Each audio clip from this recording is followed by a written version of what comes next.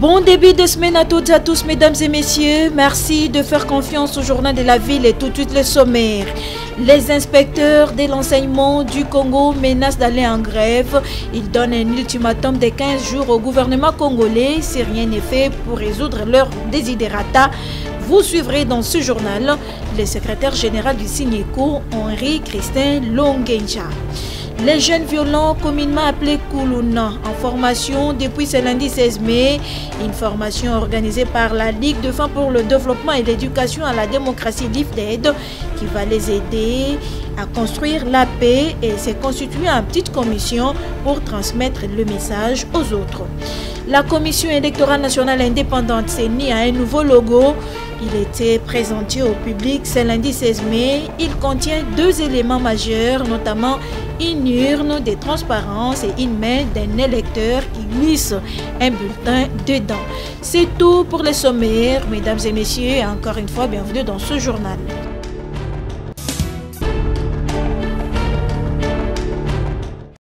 Les inspecteurs de l'enseignement du Congo menacent d'aller en grève. Ils donnent un ultimatum de quelques jours seulement au gouvernement congolais pour résoudre leurs problèmes. Et si d'ici le 30 mai rien n'est fait, les inspecteurs de l'enseignement iront en grève.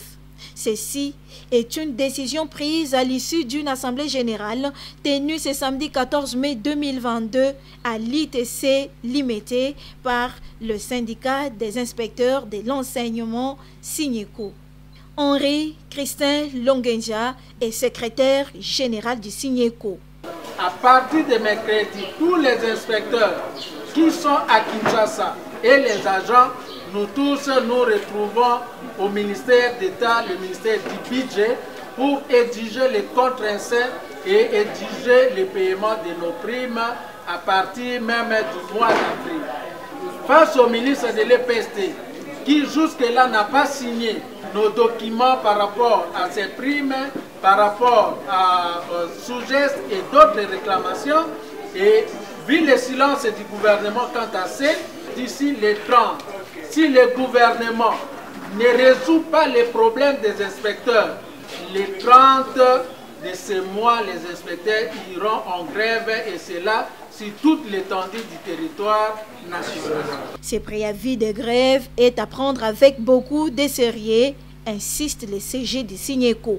Par précaution, voir que si le gouvernement n'est pas prêt à répondre à ces revendications et à l'échéance fixée, il serait prudent de repousser la date du début de hors-session au risque que pendant les 30, lorsqu'on va entrer en grève, que cela ne puisse perturber le fonctionnement des centres. Mais si le gouvernement s'entête, les conséquences, c'est le gouvernement seul qui sera tenu responsable. Les inspecteurs iront en grève. Qui vivra, verra.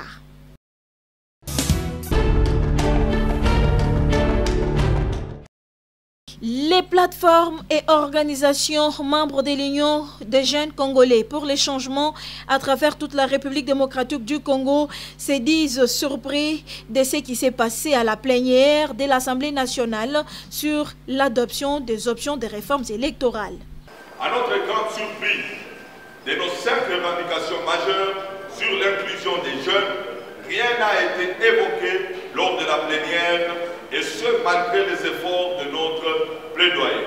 Et pourtant, la jeunesse congolaise revendique ce qui suit dans sa note de plaidoyer.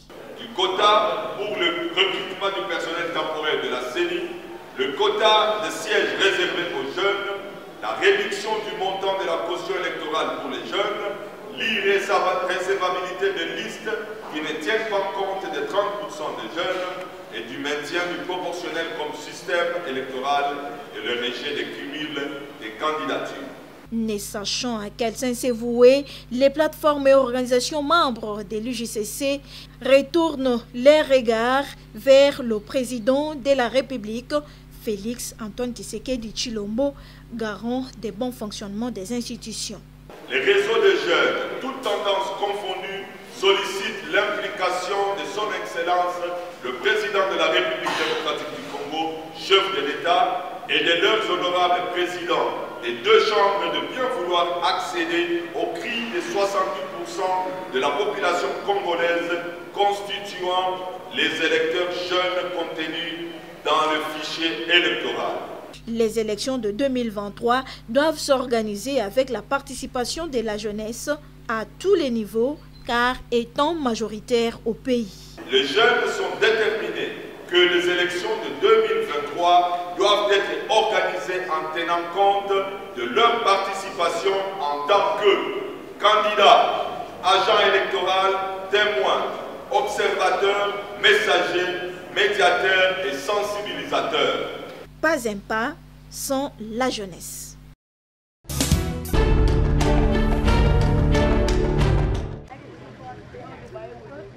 Le ministre des Ressources hydrauliques et électricité, Olivier Mwenze, qu'accompagnait le directeur général de la Société nationale d'électricité, SNEL SA, Jean Bosco Kayombo, a visité ce samedi 14 mai 2022 le poste de 220 kV de Kinsuka et réseau de distribution associé de Kinshasa, dont la première pierre de construction a été posée par le président de la République, Félix Antoine Tshisekedi Tshilombo, le 27 juillet 2021.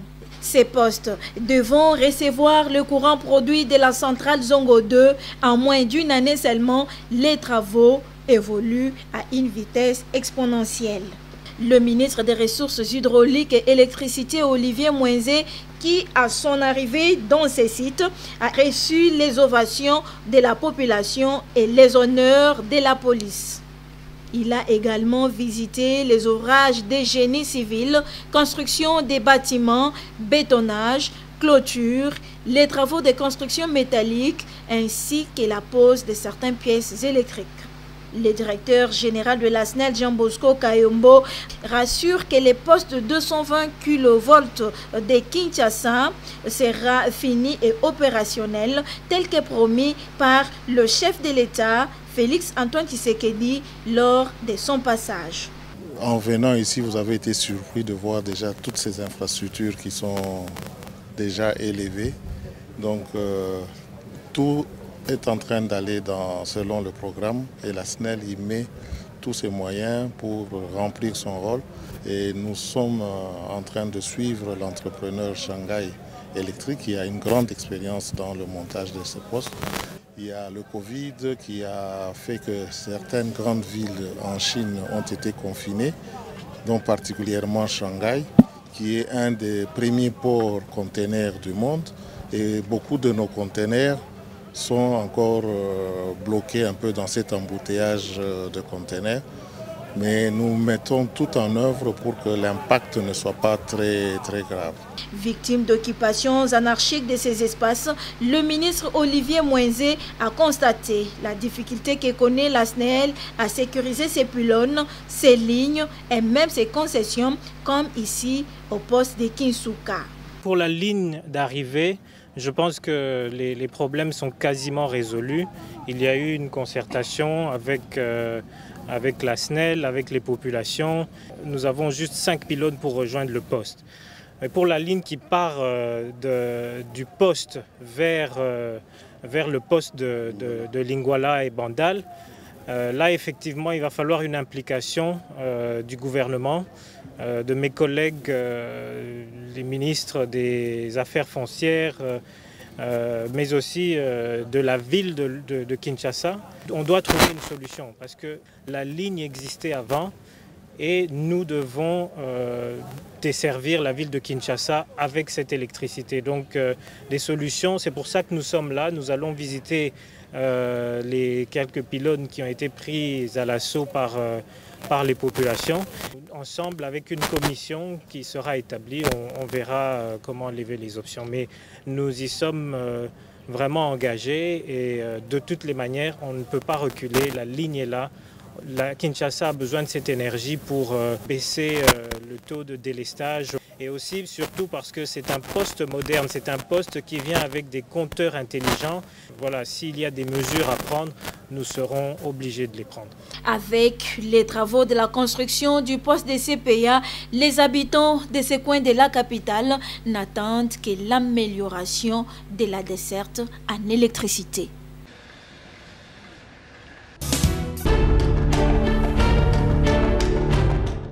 Le réseau international francophone des aînés, RIFA RDC, a tenu son assemblée générale le vendredi 13 mai 2022 dans la salle Père Henri de Laquetil à Cervico au petit collège Bobotou. Mais d'abord, c'est une minute de silence gardée en mémoire de ses membres qui se trouvent déjà dans l'au-delà. Au cours de cette assemblée générale, il était question pour les RIFA RDC de faire l'évaluation du travail déjà abattu au sein du réseau en faveur des aînés, voir ce qui reste à faire et projeter les perspectives d'avenir. Il était également pour les réseaux internationaux francophones des aînés de faire le contour sur les conditions de vie des personnes de troisième âge et de conduire un plaidoyer à l'endroit des institutions publiques et privées nationales pour leur promotion et leur protection, tel que nous explique la présidente nationale du réseau international francophone des aînés, RIFA RDC, Marie-Thérèse Chirouchoungou Paipai, lors de son mot de circonstance à cette assemblée générale. La mission réelle du RIFA international et du RIFA RDC en particulier est la conduite d'un plaidoyer efficient à l'endroit des institutions de la République pour que s'améliore sensiblement la condition de la personne du troisième âge dans notre pays. Pour cela, le RIFA RDC devrait revisiter, pour mieux les connaître et les comprendre, les dispositions constitutionnelles ainsi que toutes les lois et règlements dans notre pays qui touchent à la promotion et à la protection des droits des personnes du troisième âge, en faire la recension chaque année et en proposer régulièrement une révisitation idoine et surtout une plus heureuse application compte tenu de la grande précarité de vie des aînés dans notre pays. La situation du personne de troisième âge mérite une amélioration à tous les niveaux. Que ce soit dans le domaine juridique, sociologique, nous avons estimé que c'est une grande charge et qu'il faudrait qu'il y ait un peu plus d'experts dans tous ces domaines-là pour tirer au clair la situation des personnes de troisième âge dans notre pays. Pour rappel, RIFA RDC est un groupe de femmes intellectuelles congolaises qui a pour mission de promouvoir les droits des aînés ainsi que leur participation au développement intégral de leur communauté.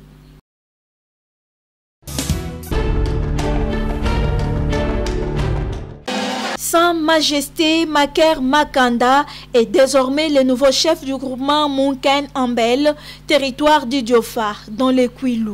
Il succède le député provincial Augustin Infumu, décédé d'un accident de circulation au pont Maïndombe en mois de mars dernier.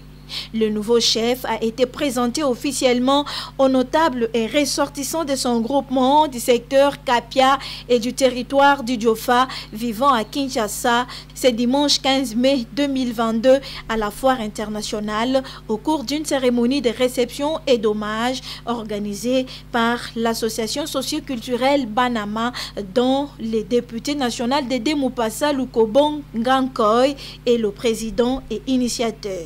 Dans son discours, Sa Majesté Maker Makanda a placé son mandat traditionnel sous les signes de l'amour, l'unité, le développement et la cohésion entre le peuple de Kapia et du Diofa. À un certain niveau de la vie, on n'est pas permis de tout faire. Je ne suis pas là par opportunité, mais c'est une responsabilité que Dieu m'a léguée. Je travaille en cette fonction pour le bien-être de la population qui est de mon origine, dans mon terroir, dans mon secteur. Voilà, les objectifs primaires, ce sont ceux-là. y a un proverbe qui dit l'union fait la force. Quand on parle de l'union, ce n'est pas une personne, mais c'est l'ensemble, c'est tout le monde. Je dois compter sur tout le monde. D'abord, les hommes qui sont à ma disposition sont ceux-là sur qui je compte pour mener à bien ma tâche. Je ne peux pas soulever seule cette lourde responsabilité. Je l'ai dit dans mon message que j'ai donné, mais je compte sur tout le monde. Un chef coutumier doit savoir collaborer, doit savoir communiquer, doit savoir interpréter. Il doit compter sur la contribution de son peuple, parce qu'on est chef pour le peuple. Alors, en singleton, rien ne peut marcher. Et puis, il est dit, pour aller loin, il faut aller en groupe. Mais pour se fatiguer vite, aller seul. Et la grâce de Dieu, que nous arriverons à accomplir notre tâche et accomplir notre mission. Plusieurs personnalités ont répondu présents à cette cérémonie, notamment les honorables députés nationaux Dédé Mopassa Lukobo et Jolie Yama Nzalabar, tous élus d'Idiofa, et le président de la YACO, Association culturelle Liansi, Théo Yamayama. Le groupement Munken Ambel, les Badinga font partie des YACO.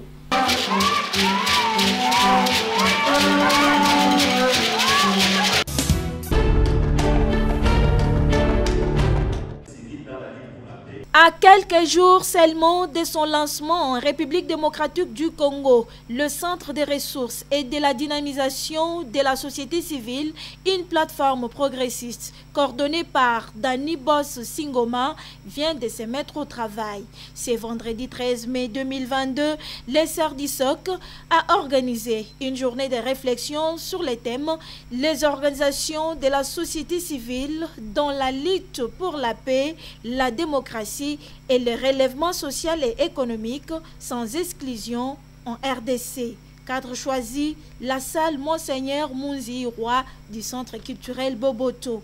Les CERDISOC, cette plateforme progressiste de la société civile, se veut être une réponse au niveau de la société civile et veut à tout prix renforcer les capacités de cette dernière pour bien jouer son rôle, rassure Dani Boss Singoma.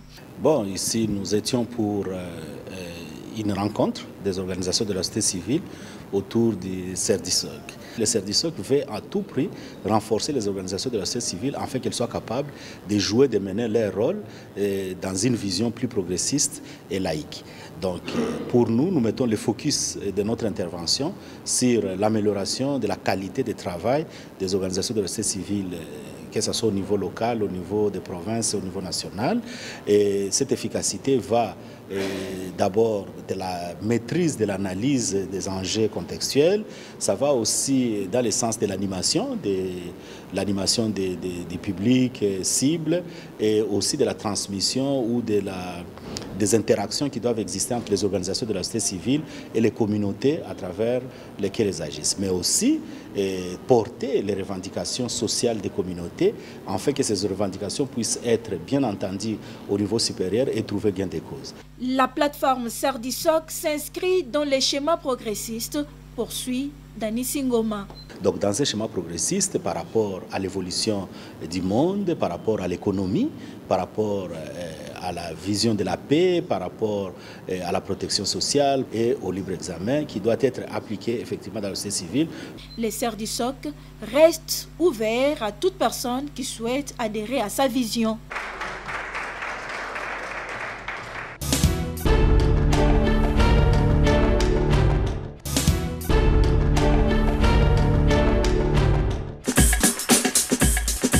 Nous sommes arrivés à la fin de ce journal de la ville, mesdames et messieurs. Merci de l'avoir suivi. Le prochain rendez-vous est fixé pour ce mardi et d'ici là, portez-vous bien.